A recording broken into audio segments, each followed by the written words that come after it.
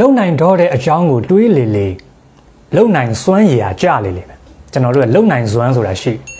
စွမ်းဆောင်ရည်တွေလူရဲ့အရေးချင်းလူရဲ့စွမ်းဆောင်ရည်အရေးအသွေးတွေရှိဒါတွေကမလုံနိုင်ကြောင်းတွေတွေးလေလေနော်ဘာမှလုံလို့မရတော့ပါဘူးလို့တွေးလိုက်တာနဲ့အဲ့ဒါအကုန်လုံးပိတ်သွားနော်ဘာမှလုံလို့မရတော့ပါဘူးလို့ဆုံးဖြတ်ချက်ချလိုက်တာနဲ့အုံနောက်ကတွေးလိုက်တာနဲ့အဲ့ဒါကိုစိတ်ကလက်ခံလိုက်တာနဲ့တကယ်သူကဘာမှလုံလို့မရတော့ဘာဖြစ်လို့ဘာမှလုပ်လို့မရတော့ဘူးလဲဆိုတော့ तू တွေးတဲ့အတွေးကိုကငါတော့ဘာမှလုပ်လို့မရတော့ပါဘူးလို့တွေးလိုက်တယ်တခါတည်းပိတ်သွားတယ် close ဖြစ်သွားတယ် close mindset ဖြစ်သွားတယ်ငါဘာဆက်လုပ်လို့ရသေးလဲငါဘာလုပ်နိုင်တယ်လဲငါဘာလုပ်တင်တယ်လဲ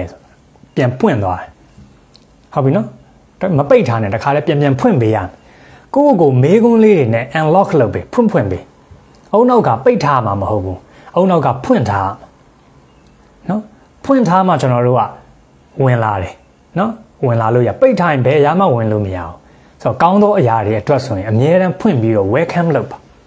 welcome လုပ်ပါမိမိအတွေးကိုအမြဲတမ်းဖွင့်ထားပါမျက်စိကိုဖွင့်ထားရတယ်နားကိုဆွင့်ထားရတယ်အုံနောက်ဉာဏ်အသိဉာဏ်ကိုဖွင့်ထားရတယ်စိတ်တကားကိုလည်းဖွင့်ထားရတယ်ပိတ်ထားရင်ဘာမှဝင်လို့မရအောင်နော်ပိတ်ထားရင်အတွေးခေါ်အကြံဉာဏ်နော်ပညာဒါတွေကမဝင်လာဘူးအဲ့တော့အရင်ဆုံးလုပ်ရမှာမိမိကိုမိမိဖွင့်ထားပါပွင့်လင်းဖို့အတွက်နော်ဖွင့်ထားမှရမယ်ဖွင့်ထားပြီးရင်ကောင်းသောအရာတွေပဲလက်ခံဖွင့်ထားပြီးတော့မကောင်းတာတွေပဲလက်ခံရင်တော့မကောင်းတာတွေပဲဝင်လာမှာကိုယ့်စီကိုအဲ့တော့ကိုကနံပါတ်1ဖွင့်ထားရမယ်ဖွင့်ထားပြီးရင်ဘယ်အရာတွေကိုပဲအဝင်ခံမလဲဆိုတော့ကောင်းသောအရာတွေကိုပဲအဝင်ခံဖို့လိုတယ်ကောင်းသောအရာတွေ positive ဖြစ်စေတာတွေတနည်းအားဖြင့်မိမိကိုခွန်အားဖြစ်စေတာတွေမိမိကိုအင်အားရှိစေတာတွေအာဟာရပြည့်စေတာတွေအတွေးအခေါ်အသိဉာဏ်ပညာရစေတာတွေကောင်းသောအရာတွေ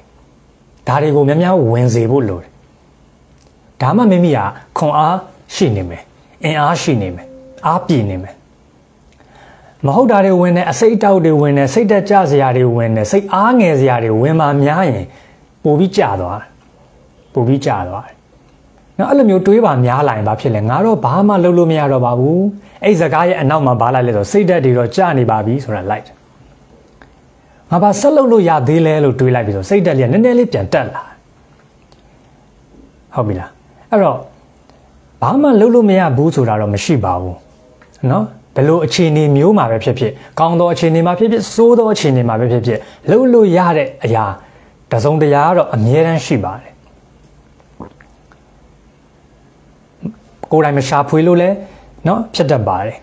အဲ့ဒီတော့ကျွန်တော်တို့ကเนาะလက်ရှိအခြေအနေလက်ရှိအနေထားကိုဘာတွေလုပ်နေတယ်လဲเนาะငါဘာတွေဆက်လုပ်နေတယ်လဲလက်ရှိကိုဘာတွေလုပ်နေတယ်လဲဘာတွေထပ်လုပ်လို့ရသေးလဲအမြဲတမ်းမိမိရဲ့ action အတွက်ကိုအမြဲတမ်းလှုံ့ဆော်နေဖို့လိုအပ်တယ်တစုံတစ်ယောက်ကလာပြီးလှုံ့ဆော်တာထက်နေ့စဉ်ကမိမိကိုမိမိလှုံ့ဆော်နေဖို့လိုအပ်တယ်ကိုယ့်ကိုတွန်းအားပေးနေဖို့လိုတယ်မိမိကိုမိမိလှုံ့ဆော်နေဖို့လိုအပ်တယ်ကိုယ့်ကိုမြင့်တင်နေဖို့လိုအပ်တယ်အဲ့ဒါကအရေးကြီးဒါမှကျွန်တော်တို့ရဲ့เนาะတန်ဖိုးကတက်လာလူကကိုယ့်ကိုတန်ဖိုးတက်စေတာလဲကိုယ်တိုင်ပဲဖြစ်တယ်ကိုယ်တိုင်ရဲ့လောက်ရက်ဖြစ်တယ်အပြုတ်အမူလောက်ရက်ကအရေးကြီးပါတယ်เนาะမိမိကိုတန်ဖိုးကျစေတာလဲအဲ့ဒီအပြုတ်အမူလောက်ရက်တွေဖြစ်တယ်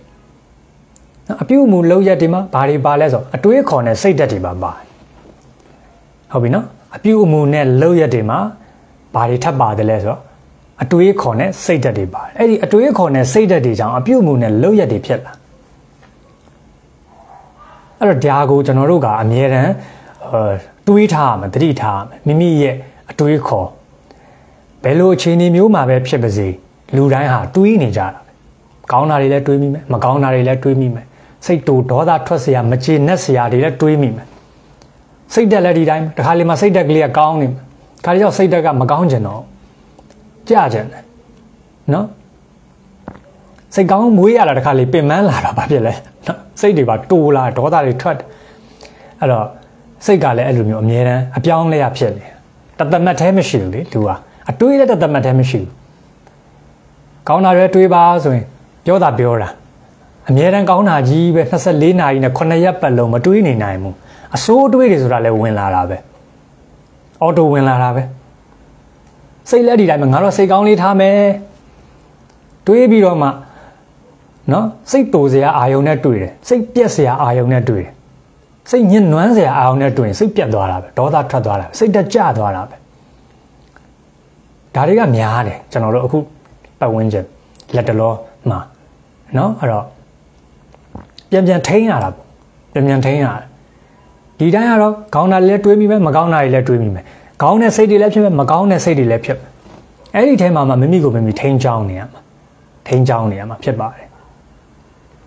ဟုတ်ပြီနော်အဲဒါကြောင့်လဲကျွန်တော်တို့ကစာလေးတွေဖတ်တယ်ဗီဒီယိုလေးတွေနားထောင်တယ်ဒါလေးကကိုယ့်ကိုယ်ပြန်ပြီးတတိပေးတယ်ပြန်ပြီးတတိပေးကျွန်တော်တို့ဆိုစာလေးတွေရေးတယ် live လေးတွေလွှင့်တယ်အမှန်တော့ကိုယ့်ကိုယ်ပြန်ပြီးတတိပေးနေရလွတ်ထားလိုက်ရင်လွတ်သွားတယ်လွတ်ထားရင်လွတ်သွားတယ်ဆိုစကားရှိတယ်ငါတော့လွတ်နေပြီဘာလို့လွတ်နေရလဲလွတ်ထားလို့ဟုတ်တယ်မလားဥပမာနော်စိတ်ကလေးတွေတိုးလေးတွေကိုမထိန်ချောင်းမဲ့နဲ့နော်တေချာမထိန်မဲ့နဲ့လွတ်ထားလိုက်သွားချင်ရသွားနေကြတိုးလေးတွေစိတ်ကလေးတွေနွားလေးတွေဒီတိုင်းလွတ်ထားတာအဲ့လိုမဟုတ်ဘဲနဲ့တေချာလေးထိန်ထားမယ်ဆိုရင်သွားချင်တိုင်းသွားလို့မရအောင်ဒီတိုင်းမဲ့တစ်ခါလေးမှာကျွန်တော်တို့အတွေးကိုလည်းကောင်းမွန်နေမတွေးချင်တော့စိတ်တွေလည်းကောင်းမထားချင်တော့လွတ်ထားလိုက်တော့တော်ပြီပြင်ပန်းနေပြီဘာမှကိုမလုပ်ချင်တော့စိတ်တွေလည်းညစ်နေပြီစိတ်ညစ်စရာတွေလည်းတန်းစီနေပြီလွတ်ထားလိုက်တော့မှဖြစ်ချင်တာဖြစ်ဆိုတော့လွတ်ထားခြင်းရဲ့နောက်မှာဖြစ်ချင်တာဖြစ်ဆိုစကားပါဖြစ်ချင်တာဖြစ်ဆိုအတွေးပါလွတ်ထားလိုက်တော့လွတ်ထားပါကြာတော့လူကလွတ်သွားလွတ်ပြီးတော့လွင့်သွားနော်လာသုံးလုံးပေါ့ဟုတ်တယ်နော်အရင်တော့ကျွန်တော်ပြောတဲ့လာသုံးလုံးမှတ်မိရမလားလေးလာရမယ်လေ့ကျင့်ရမယ်လက်တွေ့လုပ်ရမယ်ဆိုတော့လာသုံးလုံးအောင်မြင်မှုအတွက်အခြေခံလေကတဲ့3စင်ပေါ့နော်အခုကဘာဖြစ်လဲလွတ်ထားရင်လွတ်သွားတယ်လွတ်ပါမြန်လူကလွင့်သွားနော်အဲ့တော့မလွင့်သွားဘူးလို့မလွတ်သွားဘူးလို့အဲ့တော့မလွင့်ခြင်းမလွတ်ခြင်းဆိုရင်ဘာလုပ်ရမလဲလွတ်ထားလို့မရအောင်စိတ်ကိုလွတ်ထားရတော့နော်ကျွန်တော်တို့ဘာနဲ့ထိန်းရလဲဆိုတော့အတိဆိုတဲ့ဉာဏ်နဲ့တတိဆိုတဲ့ဉာဏ်နဲ့ကျွန်တော်တို့ကကိုယ့်ရဲ့အတွေးလို့တစ်ခါလေးထိန်းရတယ်တွေးမိတာပဲမကောင်းတာတွေတွေးတယ်နော်ယုံမာတဲ့အတွေးတွေတွေးမိတယ်နော်တစ်ခါလေးပါဇက်ကသာမဆဲတာစိတ်ထဲမှာအကျဉ်းဆဲတယ်စိတ်ထဲမှာအကျဉ်းဆဲတယ်စိတ်ထဲမှာဆဲလို့အားမရရင် line ပေါ်တက်ဆဲတယ် comment တွေမှာဆဲတယ် post တင်ပြီးတော့ဆဲတယ်အဲ့တော့ပြန်ထိန်းရတယ်နော်မိမိရဲ့အတွေးခုနပြောတဲ့အတွေးစိတ်ဓာတ်အပြုအမူနဲ့နော်ကိုယ့်ရဲ့အကျင့်အကုန်လုံးပါတာလောက်ရက်တယ်လွတ်ထားရင်တော့သိတဲ့အတိုင်းပဲနော်စိတ်တို့အတွေးတို့ဆိုတာဘယ်ကိုရောက်သွားတာများလဲမကောင်းတဲ့စီရောက်သွားတာများလွတ်ထားရင်ကောင်းတဲ့စီကိုသွားတာထက်မကောင်းတဲ့စီကိုရောက်သွားတာများအဲ့တော့ကျွန်တော်တို့ပြန်ထိုင်ရင်အဲ့ကိုမသွားနဲ့ဒီဘက်ကိုပြန်လာစိတ်လဲဒီတိုင်းပဲမဟုတ်တာမှလှုပ်ချင်တယ်မဟုတ်တာလှုပ်ရင်စိတ်ထက်သန်တယ်ပျော်ရွှင်တယ်မဟုတ်တာလှုပ်ရတော့မဆိုတွေးပြီးတော့ပျော်နေတယ်ကျဉ်တတ်တယ်အားရတယ်ကောင်းတာလှုပ်ရတော့မဆိုပြင်းတယ်မလှုပ်ချင်ဘူးမကြိုးစားခြင်းမူစာဖတ်မယ်ဆိုရင်လေးလံနဲ့ထိုင်းမိုင်းနဲ့သင်ယူရမယ်ဆိုရင်မလုပ်ခြင်းမူဟုတ်ပြီနော်အဲ့တော့အပျော်ပါကစားရမယ်တောက်စားရမယ်သွားလာရမယ်ဆိုလို့ရှိရင်စိတ်တွေကပေါ့ပါတယ်လန်းဆန်းတယ်ဆိုတော့အဲ့လိုမျိုးမဖြစ်အောင်ကိုယ့်ကို control လုပ်ရတယ်မိမိကိုမိမိထိန်းချောင်းခြင်းဆိုတော့အောင်မြင်မှုကိုတိုးတက်မှုကိုရယူလို့တဲ့သူတိုင်းကတော့